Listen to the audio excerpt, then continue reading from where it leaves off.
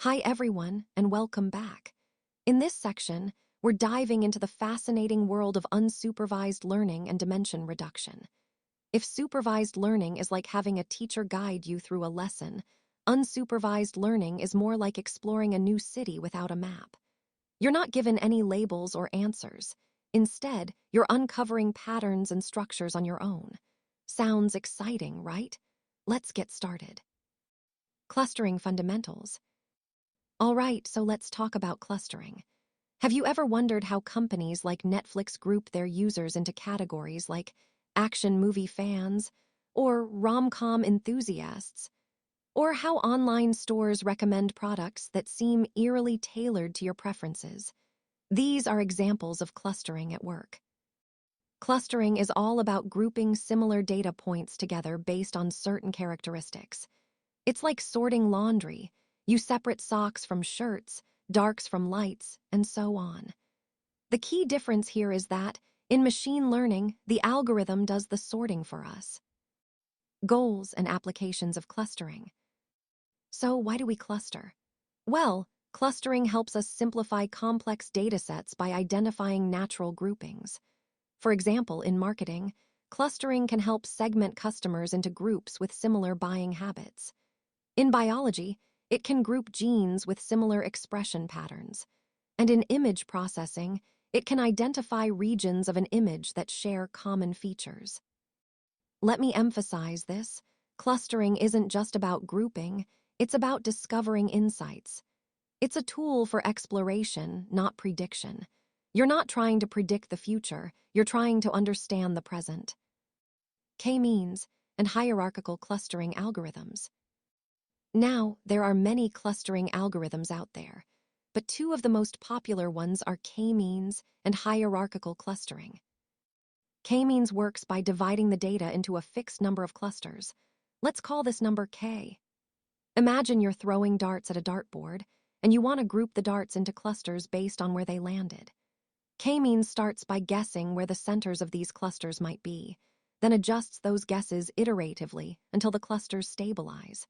It's like dividing a pizza into slices, ensuring each slice has toppings that are as similar as possible. On the other hand, hierarchical clustering builds a tree-like structure of clusters. Think of it as organizing your bookshelf. You start by grouping books into broad categories like fiction and nonfiction, then further divide them into subcategories like mystery, sci-fi, history, and so on. This method gives you a lot of flexibility because you can decide how granular you want your clusters to be.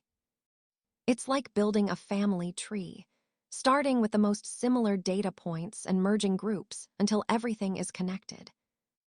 Evaluating clustering quality and choosing. But here's the tricky part. How do you know if your clusters are any good? And how do you choose the right number of clusters, K? There's no one-size-fits-all answer, but there are metrics to guide you. One common approach is the elbow method, where you plot the error, how well the clusters fit the data against different values of K. You look for the elbow point, the spot where adding more clusters doesn't significantly improve the fit. It's like deciding how many slices to cut a pizza into. Too few slices, and people don't get enough variety. Too many, and it gets messy. This brings us to an important question. Does the number of clusters always matter? Not necessarily. Sometimes the goal is simply to explore the data, and the exact number of clusters isn't as critical. So far, we've covered the basics of clustering, its goals, applications, and two key algorithms, K-means and hierarchical clustering. We also touched on how to evaluate clustering quality and choose the right number of clusters. Let's take a quick breather before moving on to our next topic. Anomaly and novelty detection. Now, let's shift gears and talk about anomaly detection. Imagine you're monitoring a factory assembly line, and suddenly one of the machines starts behaving strangely. Or think about credit card fraud detection. How do banks spot transactions that seem out of the ordinary? These are examples of anomaly detection in action. Anomalies, or outliers, are data points that deviate significantly from the norm. They can indicate errors, rare events, or even opportunities. For instance, in cybersecurity, detecting unusual network activity could help prevent a cyber attack. But here's the catch. Anomalies are often rare, which makes them tricky to find. Density-based and isolation-based anomaly detection. One way to detect anomalies is through density-based methods. Picture a crowded concert hall. If someone is standing alone in a corner, they stand out, right? Similarly, density-based methods identify regions of high data density and flag points that are far away from these regions. It's like being at a concert. If everyone's packed together near the stage, but one person is standing alone at the back, that person stands out. Another approach is isolation-based detection. Think of it like playing hide-and-seek. If someone hides in a spot that's easy to find, they're probably not an anomaly. But if they hide in a really obscure place, they're much harder to isolate, and that's exactly what isolation-based methods look for. These algorithms try to isolate each data point and see how many steps it takes. The fewer the steps, the more likely it's an anomaly. It's like finding a needle in a haystack. The needle is easier to isolate because it's so different from the hay. Evaluating these anomaly detection methods often involves balancing precision and recall. A method that flags too many anomalies can be just as unhelpful as one that flags too few. It's all about fine-tuning your parameters to focus on the truly unusual points. One class, learning for novelty detection. Now, what about novelty detection? This is slightly different. Here, we assume that most of the data belongs to one class. Let's call it the normal class, and we're looking for anything that doesn't fit. For example, if you train a model on images of cats, it should flag images of dogs as novelties. This is called one-class learning, and it's particularly useful when you have limited labeled data. It's like training a guard dog to recognize the scent of your home. Anything that doesn't smell like home is considered suspicious. This is crucial to understand. Anomaly detection and novelty detection are not the same thing. Anomalies are rare events in your data, while novelties are new, unseen patterns. Both are important, but they serve different purposes. To summarize, we've explored how to identify rare or unusual data points using density-based and isolation-based methods, as well as one-class learning for novelty detection. These techniques are powerful tools for spotting outliers and uncovering hidden patterns. Now, let's move on to our final topic. Remember, whether you're detecting anomalies or novelties, the goal is to catch those rare or unseen patterns without overwhelming your analysis with false alarms. With that in mind, let's shift our focus toward handling data complexity from another angle. Dimensionality reduction techniques. All right, let's tackle one of the biggest challenges in machine learning, dealing with high-dimensional data. Have you ever tried to read a map with too many overlapping lines and symbols? It gets overwhelming, right? The same thing happens with data. When you have hundreds, or even thousands of features, it becomes hard to make sense of it all. This is known as the curse of dimensionality.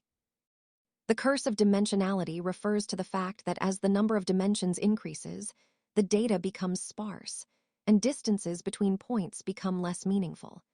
Imagine trying to find your friend in a crowded stadium versus a small cafe. The larger the space, the harder it is to pinpoint their location. It's like trying to find your way in a huge, crowded mall.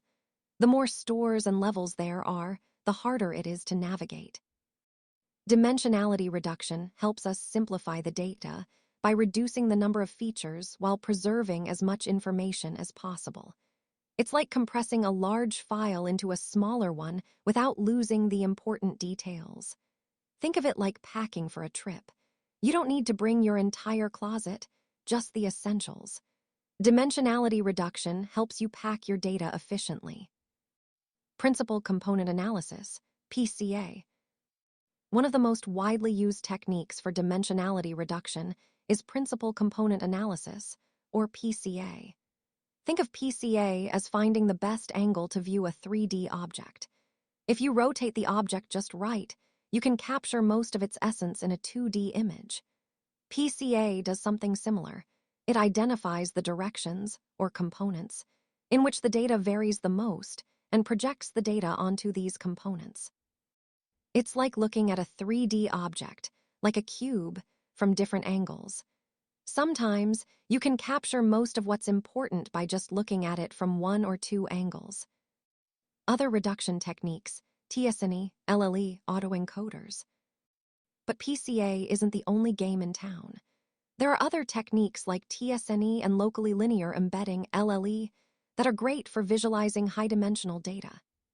t-SNE, for example, is like a magnifying glass. It zooms in on local patterns and relationships, making it ideal for visualizing clusters.